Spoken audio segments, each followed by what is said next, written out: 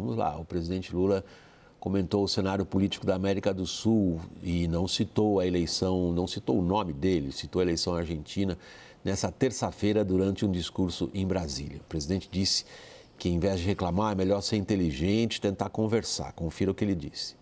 Nós estamos vivendo algumas confusões na América do Sul. Nós vamos ter problemas políticos. E, ao invés de reclamar dos problemas políticos, nós temos que ser inteligentes e tentar resolvê-los. Eu não tenho que gostar do presidente, sabe, do Chile, da Argentina, da Venezuela. Ele não tem que ser meu amigo, ele tem que ser presidente do país dele, eu tenho que ser presidente do meu país. Nós temos que ter política de Estado brasileiro e do Estado dele. Nós temos que sentar na mesa, cada um defendendo os seus interesses. Como não pode ter supremacia de um sobre o outro, a gente tem que chegar a um acordo. Essa é a arte da democracia. Vamos lá, a gente vai comentar o que o presidente acabou de dizer, mas nós temos um pouco mais de material ainda para enriquecer nossa análise. Uma pesquisa realizada pela Atlas Intel, cedida a nós com exclusividade, ela procurou traçar essa espécie de radiografia política ou melhor dito, deixa eu me corrigir, a radiografia da política externa brasileira. Vamos aos destaques da pesquisa. Primeiro foi perguntado se considerações de natureza ideológica impactam atualmente a política externa brasileira. As respostas foram essas. 62,4% dos entrevistados responderam que sim, que há impacto. 12,9% disseram que não há impactos ideológicos. 24,7% não souberam responder. A pesquisa perguntou ainda sobre a percepção das pessoas, dos entrevistados, a respeito da proximidade que o governo Lula mantém em relação a uma série de outros países. Prestem atenção, esse gráfico é um pouquinho mais difícil de vocês saborearem, digamos assim, mas vejam só. Israel, Estados Unidos e Alemanha estão no topo da lista dos países que as pessoas acreditam que o Brasil está menos próximo do que deveria. Em outras palavras, gostariam que o Brasil se aproximasse mais desses países que eu acabei de citar. Lá embaixo, corresponde a como o gráfico se desloca, né? Lá de cima o verde, que é o que gostariam que se aproximasse mais, e lá embaixo o vermelho, que é o que gostariam que se aproximasse menos, porque se detecta que Venezuela, Cuba e China estão países que o Brasil está próximo e, na opinião dos entrevistados, não deveria o Brasil estar tão próximo assim. Sem a perspectiva em geral do público, Atlas Intel são esses que não erram pesquisa, né? Isso tem uma tremenda reputação. Eles erraram agora na da Argentina, mas erraram o tamanho, né? Mas acertaram o resultado. Ninguém imaginou essa margem. Não, essa margem ninguém. Aí realmente, se alguém pode falar mal de pesquisa, vai falar, acertaram, mas não acertaram em quanto? Mas nem o Milei, acho. 12 pontos. Nem ele. O que o público está dizendo? Que se ressente daquilo que o Lula estava falando hoje à tarde. Quer dizer, eu não quero ser amigo, eu quero defender meus interesses. Será que ele lembrou disso quando ele tentou interferir na eleição argentina? Bom, eu acho que fundamentalmente a pesquisa reflete as características da política externa atual. E as características da política externa atual, ela se assemelha em muito à política externa do Lula I e Lula II. Só que aquela política externa do Lula I e Lula II, elas se conjugavam dentro de uma realidade que dizia respeito ao tempo daquele período. Elas não se adequam aos tempos de hoje. Então, por isso que essa impressão, ela reflete esse sentimento. E existe outra variável fundamental, que são os fatos. Quer dizer, a forma como o Maduro foi recebido, isso foi muito publicado no noticiado da imprensa brasileira, isso causou impacto. A forma como o presidente foi à China e a forma como se comportou na China e de lá atacando os Estados Unidos, isso gerou impacto. A forma quando foi a Cuba, isso causou impacto. E quando ele foi à Europa e a forma como ele nivelou Rússia e Ucrânia, isso causou percepções equivocadas na sociedade. em que a sociedade entendia que o Brasil deveria ter um papel maior de equilíbrio. Então, isso reflete uma percepção mais ampla. E aí, para concluir a minha análise, eu acho que o Brasil sempre foi um ponto de equilíbrio na América do Sul. E o Brasil precisa preservar a sua essência, a sua atuação como um ponto de equilíbrio na América do Sul. Que me parece que é o que ele acabou propondo agora, mas depois que, digamos, literalmente as coisas entraram numa confusão, palavras dele. Agora, o fundamental, talvez não dá para voltar o relógio e corrigir o passado. A nossa preocupação precípua, e faz parte de uma premissa basilar da nossa política externa, é impedir a construção de coalizões anti-brasileiras em nossa própria região. Daniel Hittner.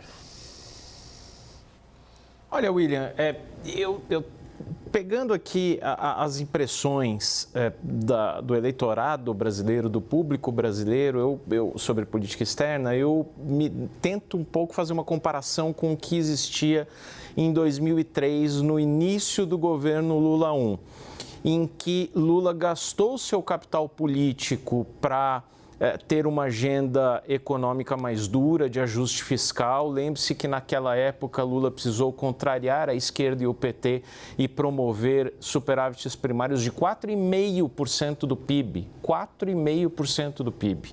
E usava a política externa essencialmente para dar uma satisfação para o seu público, para o seu eleitorado. Então, como isso era executado?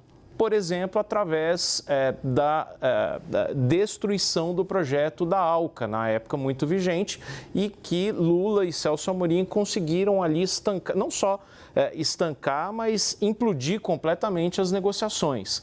Muito bem, 20 anos depois, qual que é a diferença? Você usa a economia para agradar a sua base e não para contrariar, respaldado até pela escolha predominante nas eleições, que foi um passe livre para gastar mais, um passe livre apertado, 51% dos votos, mas ainda assim foi a proposta vitoriosa.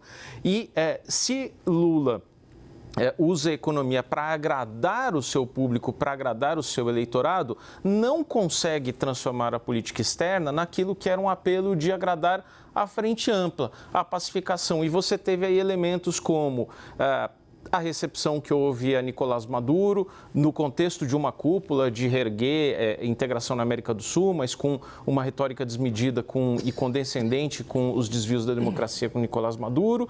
Teve uma abordagem muito agressiva de Israel agora no conflito com o Hamas e teve uma vinculação com a campanha de Sérgio Massa. Então, me parece que consolida-se a política externa numa pecinha que se encaixa no tabuleiro da polarização doméstica. Bolsonaristas achando que a política externa do Lula é um horror e petistas aplaudindo. Isso, é por esse lado que eu acho que você estava querendo ir, né, Daniel? Nós temos a polarização aí nessa pesquisa?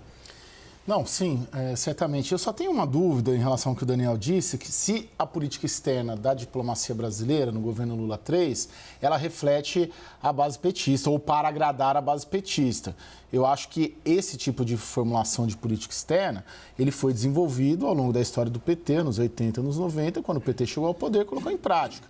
Então, o pensamento, seja do Celso, o pensamento dos principais diplomatas brasileiros, ele reflete o que foi criado. Eles ascenderam, né, na carreira do Estado, na carreira do Rio Branco, na carreira do Itamaraty, e levaram esse pensamento adiante.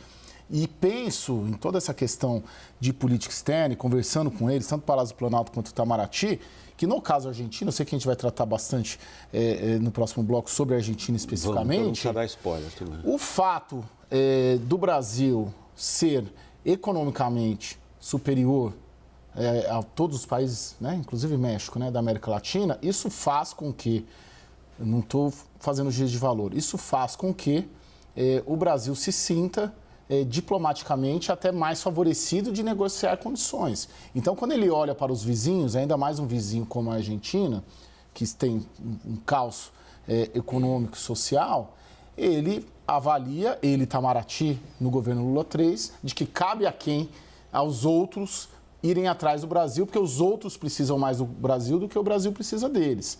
Eu tenho sentido isso em todas as conversas que eu tenho tido.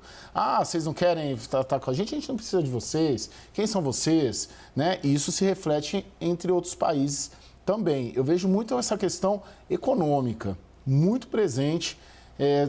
Não diria até uma arrogância, ou pode ser que seja, mas um olhar de cima para baixo para os vizinhos que estão em condições... O que chama um pouco a atenção, Caio, aí eu vou usar aqui o passado do... Passado não, o teu é mais presente que o meu. Nós somos correspondentes internacionais por muitos anos e tivemos muitos anos da nossa atividade profissional escrevendo sobre coisas que aconteciam longe para o público brasileiro. E sempre nos ressentimos da relativa falta de interesse do público brasileiro por assuntos internacionais em geral e de política externa em particular. E essa pesquisa parece demonstrar que nós dois somos de uma época que acabou mesmo, né, Lorival? Porque... Que saudade, né? É. Porque as pessoas estão se interessando pelos motivos errados. Exato. A gente pedia Mas a pesquisa mostra isso. Ela mostra um reflexo direto na apreciação do governo daquilo que o governo faz ou deixa de fazer, enfim, não estou entrando aqui no mérito ainda. É isso que ela demonstra para você também? Ou seja, que o que acontece lá fora começa a ter um impacto grande no comportamento do eleitor brasileiro? Sim, só que do ponto de vista sempre muito ideológico, né? Assim, Totalmente. Não é assim do ponto de vista do interesse nacional, porque escapou totalmente à leitura aqui no Brasil e até do governo brasileiro que a eleição do Javier Milei beneficia os interesses nacionais do Brasil, porque reduz potencialmente a projeção da China, que era algo que vinha preocupando o Brasil, né? Essa presença chinesa gera uma competição com o Brasil. E a leitura é tanto no nível das conjunturas dos governos que passa ao largo que interessa aos Estados Unidos, independentemente de Joe Biden ou Donald Trump, aos Estados Unidos, existe o país Estados Unidos, interessa a eleição da Javier Milei pela mesma razão. Quem sai perdendo? China e Rússia. Né? Vamos lembrar que a China fez lá um parque de monitoramento de satélite, uma antena de 35 metros. E projeto nuclear. Em Neuquén, na Patagônia, Porto, né? Enfim, a Argentina deve 20 bilhões de dólares para a China. A Argentina está endividada com a China, né? E o Javier Milei tende a estancar esse processo e isso é bom para o Brasil. Mas não, fica essa questão, é esquerda, direita, esquerda, como se não existissem relações internacionais, como se os estados não existissem, só existissem os governos.